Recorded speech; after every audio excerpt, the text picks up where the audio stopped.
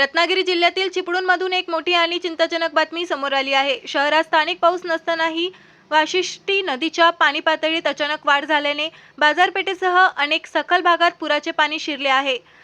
या अनपेक्षित परिस्थितीमुळे व्यापारी वर्गाची मोठी धावपळ उडाली असून अनेक दुकानदारांनी आपला माल सुरक्षित स्थळी हलविण्यासाठी तातडीने प्रयत्न सुरू केले।